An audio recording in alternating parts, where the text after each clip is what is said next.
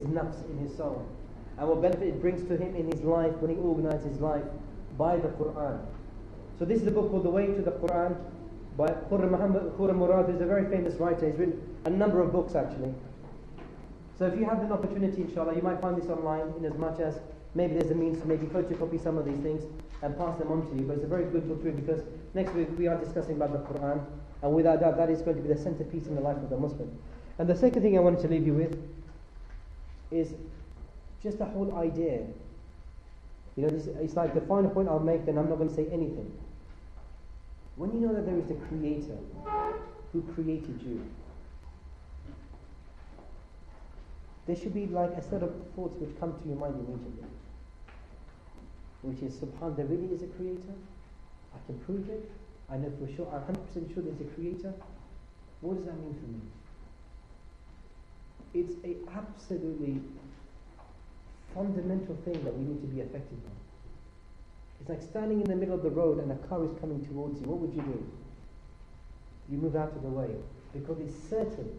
It's a reality. We're sure 100%. Imagine, alhamdulillah, we're certain 100% for sure that there is a Creator.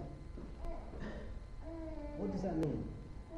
And really, this is a kind of thought that we should be thinking about. And the hadith of Rasulullah sallallahu alayhi wa sallam, he said, one night's contemplation about Allah's creation, about Allah's existence, is far more worthy than the whole night's worth of ibadah. For 1,000, the hadith talks about multiple nights of ibadah. That one night's contemplation about Allah's existence and Allah's creation, subhanAllah.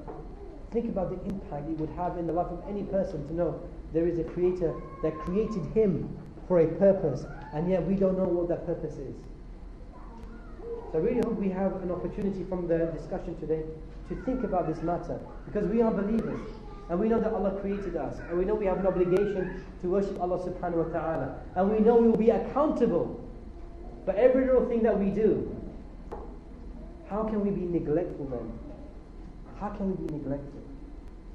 So let us really start thinking, and we have a whole week to contemplate and reflect about this matter, inshallah.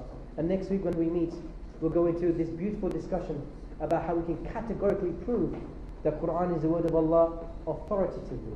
It's a very nice discussion, inshallah. I end there, inshallah. If there's no other comments, Jazakumullah khairan, inshallah. Assalamu alaykum wa rahmatullahi wa barakatuh.